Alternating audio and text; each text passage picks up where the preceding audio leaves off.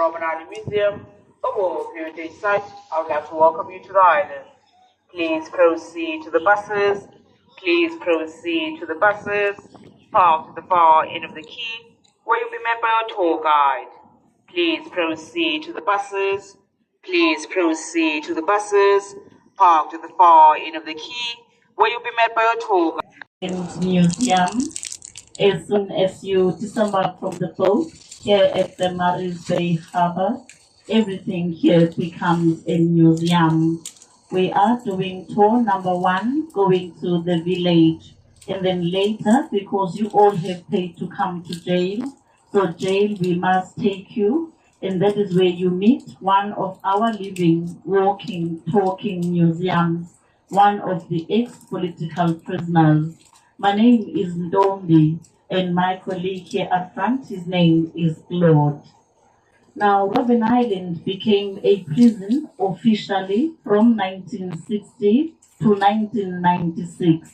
Prisoners that were known to be fighters for freedom or political prisoners were allowed to have visitors, but once in 6 months and for 30 minutes only. This building on the right-hand side was their visitor center, but most of these visitors were coming from other provinces besides Cape Town. Some of them were coming from Gauteng, the Free State, and the Eastern Cape. As a visitor, you had to ensure that you were in Cape Town at least a day in advance, because if you happen to have missed that boat, you could not be scheduled for the next day or the next week. You had to go back home and come back here after 6 months. When you entered the visitor center, you found there were 2 prison guards, one for the visitor and the other for the prisoner. You had to speak English or Afrikaans. If you only understood and spoke isiXhosa, isiZulu, then no talking was allowed until the visit was over. Even if you could speak English, you spoke Afrikaans, they would only allow you to discuss family matters, not the pain, nor the suffering of Robben Island. But later, for the journey of the prison tour, the ex-prisoner will share details and personal stories about his time as a prisoner here on Robben Island. Then in 1652, that is the time the Dutch landed here at the Cape, and Robben Island became a refreshment station for the Dutch. And they found this island was full of penguins and the seals. Thus the name Robben came from the name Robben, meaning seal in Dutch. If you were to call Robben Island a seal island, it would so be correct. The people who came with the Dutch East India Company, they were resisting the ruling of the Dutch, and they were prisoners here on Robben Island. Some of them had followed the Islam religion.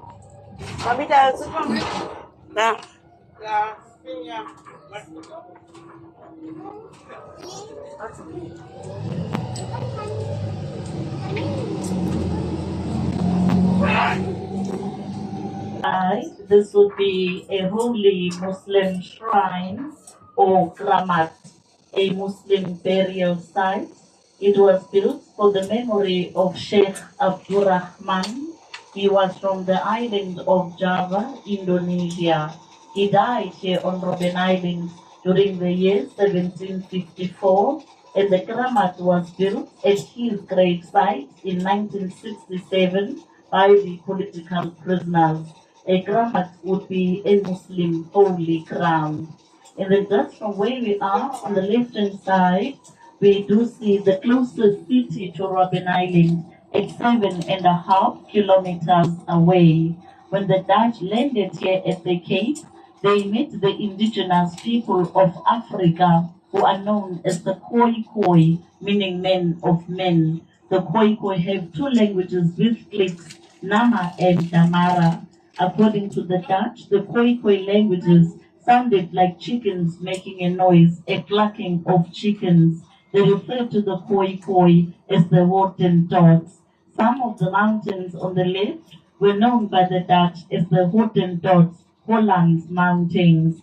The Dutch met the Khoi chief. He was called Chief Oshomato. They gave him a new name, Harry Distrandloper. They taught him to speak Dutch. He became their mediator. The chief was accused of stealing cattle, and the Dutch brought him here as the very first prisoner. Chief Oshomato tried 2 times to escape by swimming to the closer side. On his 3rd attempt, he swam across, escaping successfully. During the 1800s, after the frontier wars, some of the Nguni chiefs were brought here as prisoners. One of them was Chief Langalibalele, Chief Yamatobi, Chief Makanda, Unele, Chief Yamakosa, and Chief Matoma, Chief Yakwanika. During the year 1820, Kosa Chief Makanda and 30 others stole a rowboat, escaping to the closer side, but along the way that boat capsized and they drowned. From 1960, Robben Island had a new kind of prisoners, political prisoners. So here at the maximum security prison, we can see the watchtowers. There's also another one here.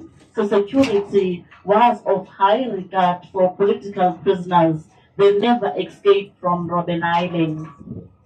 4 years ago, the youngest person to swim from Robben Island to Big Bay on the other side, she was 11 years of age. She took 2 hours and 30 minutes. She was swimming for the Nelson Mandela Children's Hospital in Gauteng.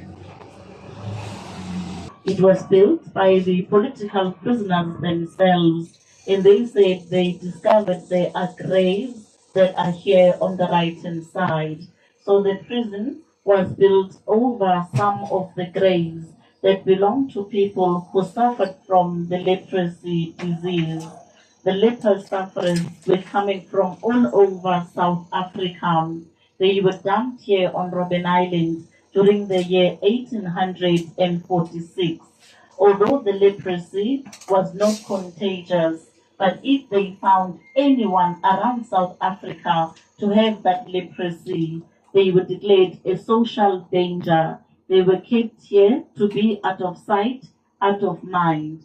The first time they came to Robben Island, they were separated in terms of race and in terms of gender. But eventually they had 41 healthy babies. But 2 days after birth, their babies were given up for forced adoption to other parents on the mainland. And for those who died here of this leprosy, they were just buried at this area that is on the right-hand side. Approximately 1,500 of the graves are still visible. And Robben Island was a leper colony from the year 1846 up to 1931. They spent 81 years on Robben Island. Was not included as part of our tour, but later everyone will go to prison number 2, the maximum security prison. But for now, we are going to prison number 3. The water tank and the small window was one of the smallest prisons during the apartheid times. Even before the men who came to occupy the house had come to Robben Island, mandate was given to the prison authorities that he was to be kept in complete isolation. His name is Robert Mangaliso Sobukwe. He was born on the 5th of December in 1924 in Graafrenet in the Eastern Cape. Sobukwe at first was a member of the African National Congress, the ANC, but in 1958 he broke away from the ANC to become one of the founder members of the PAC, the Pan-Africanist Congress. Now the system of apartheid became official in 1948. The Nationalist Party was voted into power. By 1950s, all apartheid laws were implemented. They said when government finds you not to be white, you were declared you were known as a non-white, which meant everyone not white was just black in the eyes of the government. But now how will they determine or find out that you were not white but black? By conducting various tests. One of them was known as the pencil test. So dear visitors, if you look here on the right hand side from your window, you'll find these bushes which are indigenous to the Western Cape. You will find them on most parts of Cape Town. They were known as Karoo bushes. According to that apartheid government, the texture of the hair of black people is just like these Karoo bushes. During the pencil test, they will put a pencil in your head, command you to shake your head. If the pencil was stuck, you were declared black. However, if that system happened to fail, the next step was to check your nose. They said the noses of black people are not sharp and pointy, they are flat. Robert Sobukwe said, all right, they will agree with the government when they find everyone that is not white must be known as non-white. He said, if we find you not to be black, you must be known as a non-black. But now that government did not stop with classifying Africans as black. They went on to divide the nation in terms of tribalization. It was known as the Pass Law, PASS. For this Pass Law, everyone that was now classified as black was also forced to carry a special document, a permit known as the Dom Pass. Dom, D-O-M, Afrikaans word meaning stupid.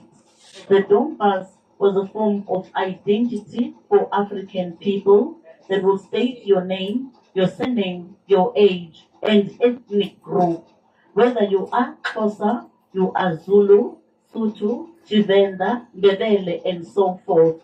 A system to divide, to rule, and conquer the African nation. As long as you classified as black, that Dom Pass had to be with you at all times. So even you were walking around South Africa, the apartheid police would stop you at any given time. The first thing they ask, where is your pass? Where is your Dom Pass?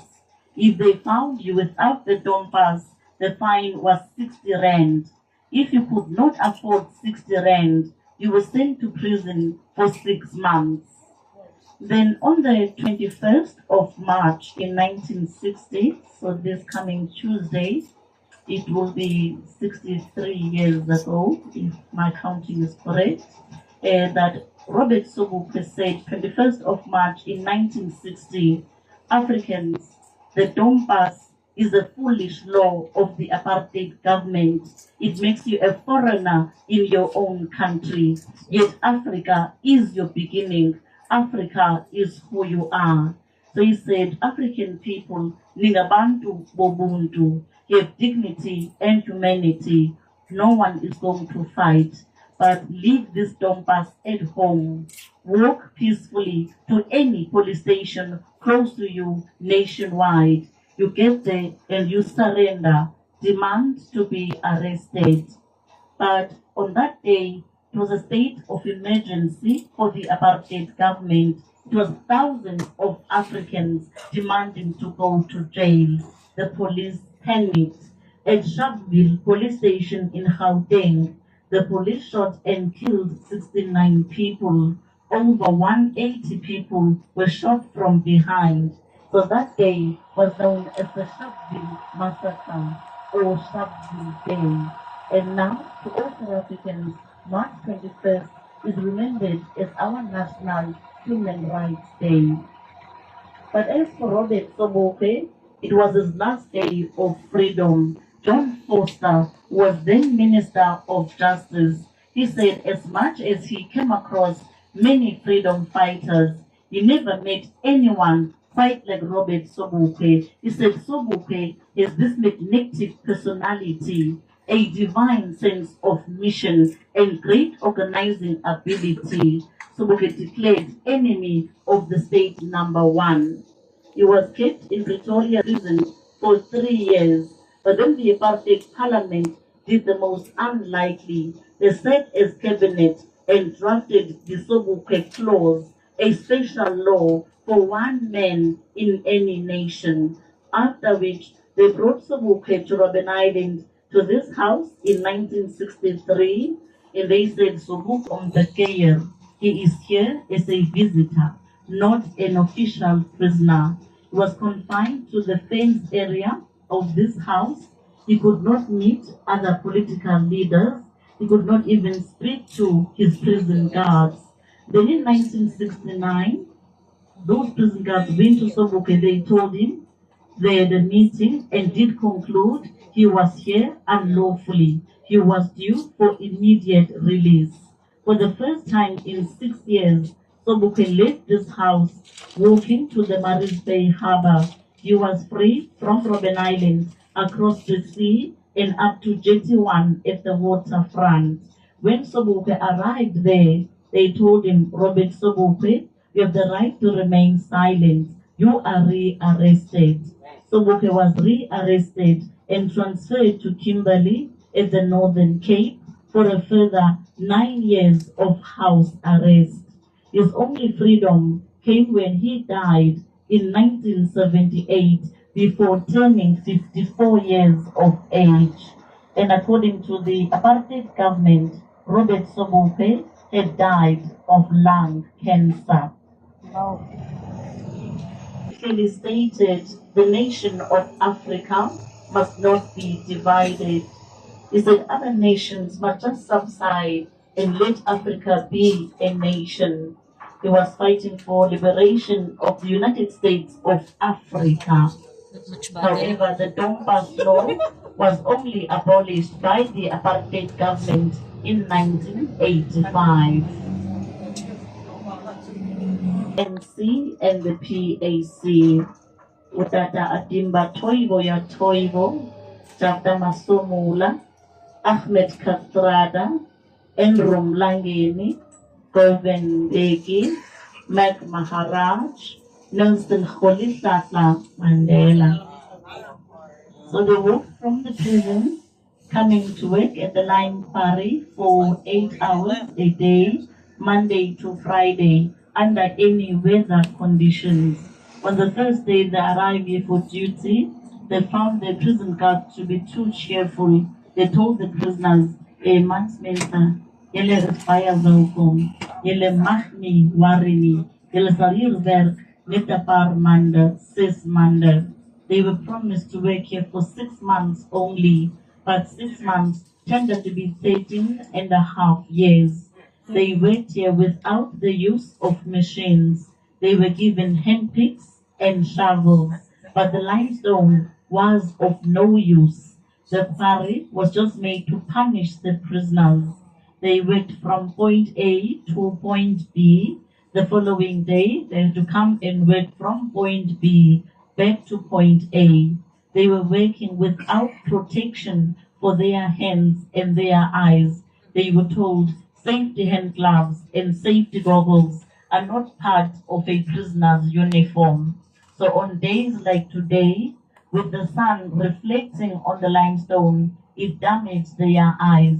The limestone is flaky, it is dusty, eventually it settles in their lungs. Some of them have chest problems. They also discovered if Mr. Mandela wanted to cry, there were no tears coming from his eyes. That dust that came from the limestone had filled his tear ducts. But despite the odds against these political leaders, education to them was of most importance. In that cave, some would call it a tunnel that is 8 meters deep, it became the first classroom. When the prisoners were working here in winter, if it was raining, it was cold, that cave became their shelter. Lunchtime, 10 prisoners at a time would go inside the cave to sit down for lunch. But then again, the prison guards forced the prisoners to use the same cave as a toilet. by placing 2 buckets inside of that cave for the prisoners to use. But they sat down to have discussions as political prisoners. They agreed and said, comrades, let us not use that cave as our toilet. So what they would do, before coming to work at the lime quarry in the morning only, and after working at the lime quarry in the evening only, they all went to use the toilets at the prison. They went inside of that cave and they placed sand in the 2 buckets instead. And that is how they found time to quickly sit down, to have discussions, and to share their knowledge. And this was known by the prisoners as each one teach one. And that cave is still remembered as the University of Life, the University of Robben Island. Are there any questions? Lots of eucalyptus trees imported from Australia, and they soak up 30 liters of groundwater per day. During prison time in summer, Capetown has little to no rainfall. They had to use 3 boats to bring water from the mainland to supply the village. In the winter season, when Capetown had rain, they had water barrels outside of every house. They were used to save and store water coming from the rain. It was established during the time of Second World War. From 1939 to 1945, Robben Island was a British Navy base. From 1960 to 1996, the village was home to the prison guards only. In 1997, Robben Island opened as a national museum. Some of the ex-prison guards stayed on at the village. The new museum employed some of the ex-political prisoners, and they also came back to Robben Island. At one point, the residents that were staying here as neighbors were ex-political prisoners and ex-prison guards. And now, currently, approximately 200 people are staying at this village, and those are some of the employees of Robben Island.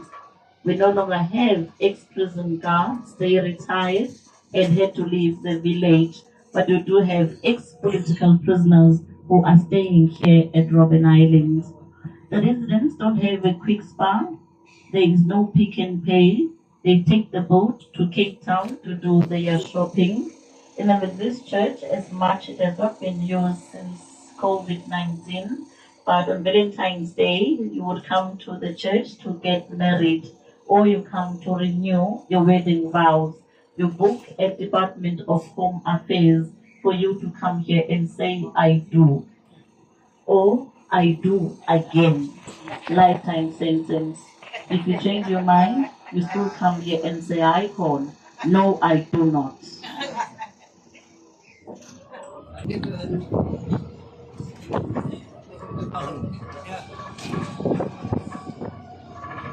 Robben Island Public Primary School on the right-hand side was closed at the end of 2011 because of the low enrollment of students. Before COVID-19, the children that were staying at the village had to commute every day by boat to the mainland to attend school.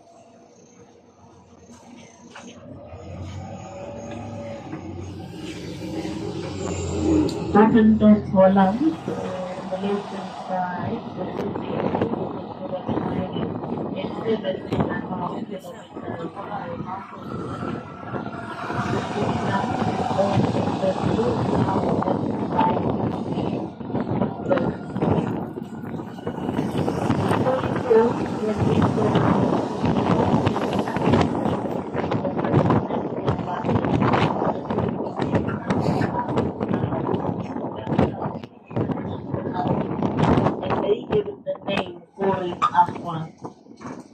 Aqua is the first name for Table Mountain, meaning mountain of the sea.